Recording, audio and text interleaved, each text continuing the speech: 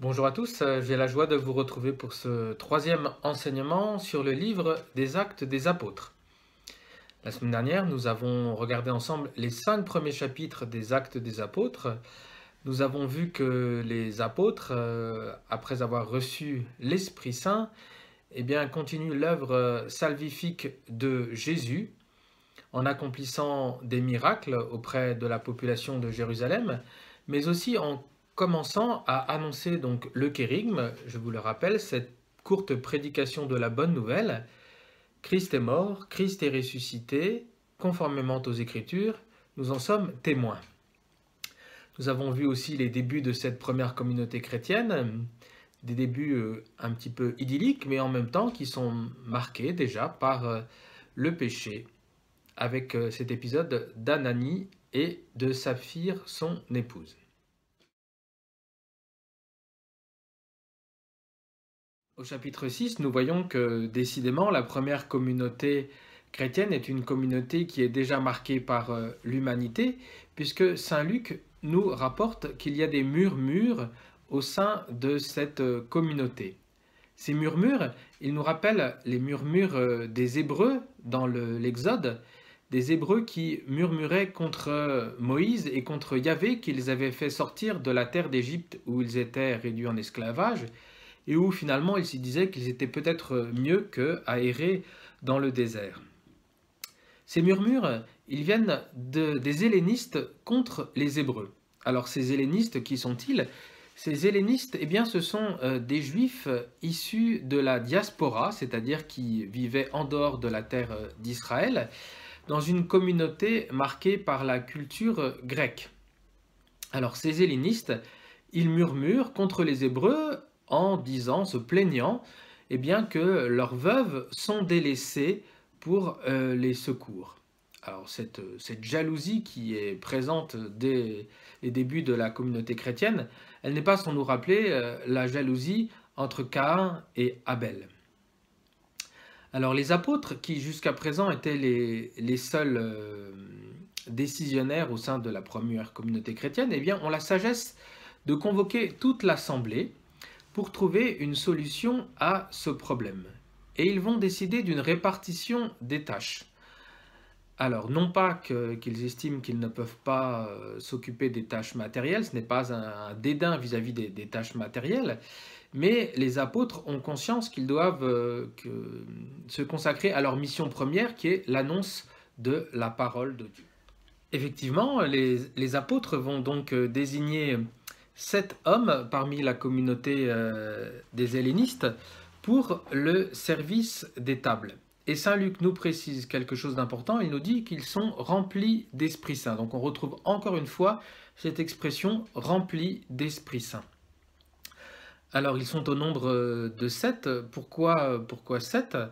Alors non, ça n'a rien à voir avec les 7 nains de Blanche-Neige, mais il faut se souvenir que les cités hellénistiques étaient gouvernées par un groupe de 7 hommes. Saint Luc nous précise que cette désignation de 7 hommes pour le service des tables s'accompagne d'une imposition des mains. Alors il n'en donne pas le sens, ce qui veut dire qu'il suppose que le sens de cette imposition des mains est connu de ses lecteurs. Alors si on avance dans la lecture des Actes des Apôtres, on verra un petit peu plus tard que ce geste d'imposition des mains, on le retrouve à plusieurs reprises lorsque l'Esprit Saint en fait descend sur une personne et que à cette personne un ministère, une mission est confiée. Alors, d'aucuns voient dans cet épisode de l'institution de ces 7 hommes pour le service des tables, l'institution en quelque sorte dans la Bible du diaconat. Alors, il me semble que ce n'est pas le cas et qu'il faut plutôt voir dans cet épisode un exemple du fait que dès les débuts de l'Église, il y a différents ministères qui sont confiés aux hommes. Voilà. Avec d'ailleurs des barrières qui ne sont pas fermées, puisque nous verrons très bientôt que parmi ces 7 hommes, il y en a au moins 2, en l'occurrence Philippe et puis Étienne, qui, alors qu'ils sont désignés pour le service de la table, vont être aussi de très bons annonciateurs de l'Évangile, qui vont être des bons ministres de la parole de Dieu.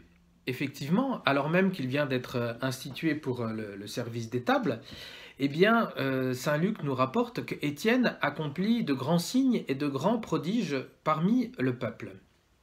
Et il nous dit même que ses détracteurs n'étaient pas de force à lui tenir tête parce qu'il était rempli d'Esprit Saint et de sagesse.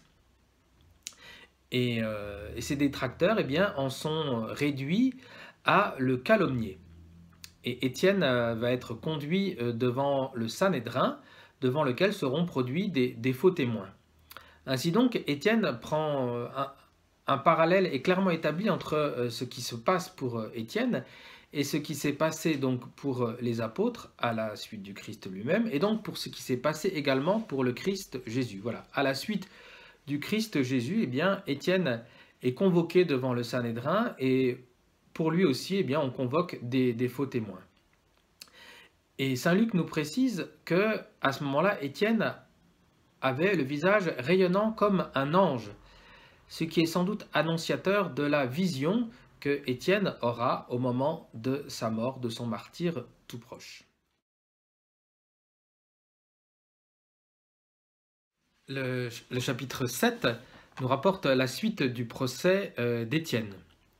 Étienne est celui qu'on appelle le proto-martyr. Proto-martyr, cela veut dire le premier martyr. Martyr veut dire en grec témoin. Voilà. Étienne est vraiment le témoin par excellence puisqu'il donne sa vie pour le Christ. Alors que le chef des prêtres interroge Étienne en lui demandant si les propos qui sont portés à son sujet sont vrais, eh bien Étienne se lance dans un très long discours où il va rapporter un certain nombre d'épisodes de l'histoire du salut, de l'alliance que le Seigneur a voulu établir avec le peuple juif. Et il s'attarde notamment sur l'attitude du peuple hébreu pendant les 40 années de l'Exode dans le désert. Et il en vient finalement à adresser ses propos très, très rudes. « Nuque raide, oreilles et cœurs incirconcis, toujours vous résistez à l'Esprit Saint. Tels furent vos pères, tels vous êtes. Lequel des prophètes vos pères n'ont-ils point persécuté? Ils ont tué ceux qui prédisaient la venue du juste, celui-là même que maintenant vous venez de trahir et d'assassiner. » Alors, en employant cette expression de nuque raide, eh bien, Étienne utilise finalement la même expression que Yahvé a utilisée au sujet du peuple hébreu dans le désert après l'épisode du veau d'or. Et puis, cette expression « oreilles et cœurs incirconcis » nous rappelle cette fois-ci l'expression utilisée par Jérémie pour qualifier l'attitude du peuple hébreu, sa résistance spirituelle à Dieu. Et puis, donc, Étienne insiste en disant, voilà, vous résistez à l'Esprit Saint. Il y a donc en quelque sorte une opposition entre ceux qui sont, comme Étienne, remplis d'Esprit Saint, et ceux qui résistent à l'Esprit Saint. Et puis, Étienne va encore plus loin en disant, tels furent vos pères, tels vous êtes.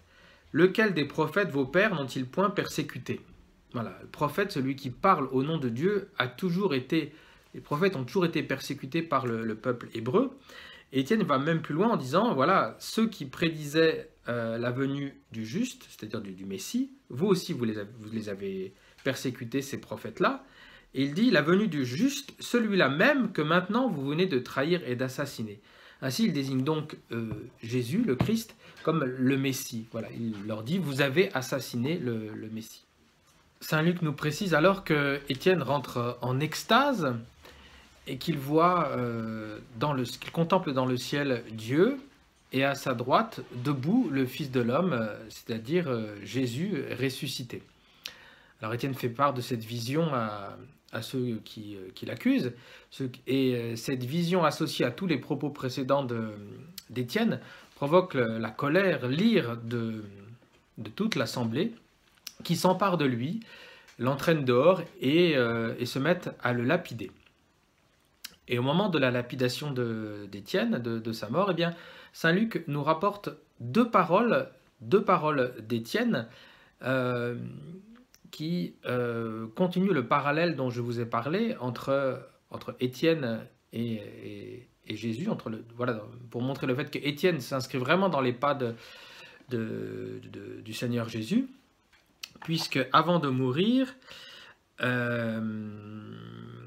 Étienne dit, tandis qu'on le lapidait, Étienne faisait cette invocation: Seigneur Jésus, reçois mon esprit.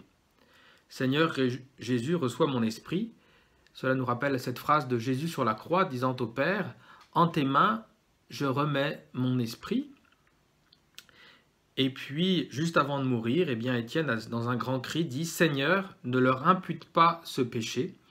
Ce qui nous rappelle là encore cette parole du Christ en croix, lorsqu'il dit: Père, pardonne-leur, ils ne savent pas ce qu'ils font. Donc il y a vraiment un parallèle qui est établi entre ce qui se passe pour Étienne et ce qui s'est passé pour le Christ Jésus. Voilà, Étienne, mais vraiment, c'est pas dans ceux du Seigneur Jésus. Et puis, il est mentionné pour la première fois la présence de Saul, donc ce jeune homme qui assiste à la scène et qui l'approuve même s'il n'y participe pas.